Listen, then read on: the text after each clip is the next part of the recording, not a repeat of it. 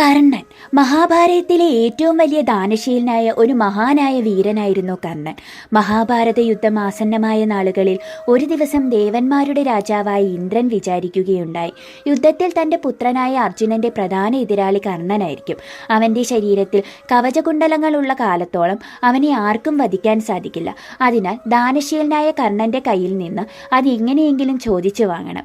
ഇന്ദ്രന്റെ ഇപ്രകാരമുള്ള വിചാരം ജ്ഞാനദൃഷ്ടിയാൽ അറിഞ്ഞ സൂര്യഭഗവാൻ ഒരു ദിവസം രാത്രിയിൽ കർണൻ ഉറങ്ങുന്ന വേളയിൽ അദ്ദേഹത്തിന്റെ സ്വപ്നത്തിൽ ഒരു ബ്രാഹ്മണ വേഷത്തിൽ പ്രത്യക്ഷപ്പെടുകയും ഉപചാരപൂർവ്വം വന്ദിച്ച കർണനോട് സൂര്യൻ അദ്ദേഹത്തിന്റെ ജന്മരഹസ്യം ധരിപ്പിക്കുകയും ചെയ്തു.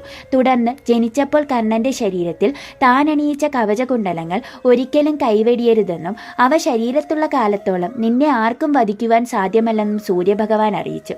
എന്നാൽ താൻ ഒരിക്കലും സത്യം ലംഘിക്കുകയില്ലെന്നും തന്റെ ദാനവ്രതം താൻ ഒരിക്കലും തെറ്റിക്കുകയില്ലെന്നും കർണൻ പിതാവായ സൂര്യദേവനോട് പറഞ്ഞു.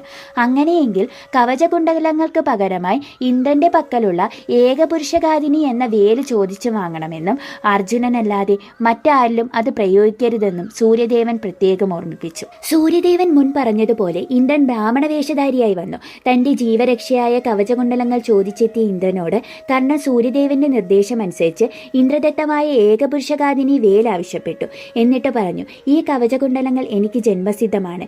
എൻ്റെ പിതാവ് നൽകിയ ഇവ ത്യജിച്ചാൽ ഞാൻ മൃത്യുവിന് വശങ്കനായി പോകും.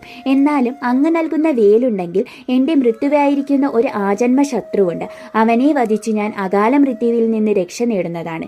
ഇന്ദ്രൻ ക്രൂരമായി ചിരിച്ചുകൊണ്ട് ഇങ്ങനെ പറഞ്ഞു, വേൽ ഞാൻ തരാം, പക്ഷെ നീ ഉദ്ദേശിക്കുന്ന ആ ശത്രുവിനെ രക്ഷിക്കുന്നത് ലോകനാഥനായ കൃഷ്ണനാണ് എന്നത് ഓർത്തുകൊള്ളുക.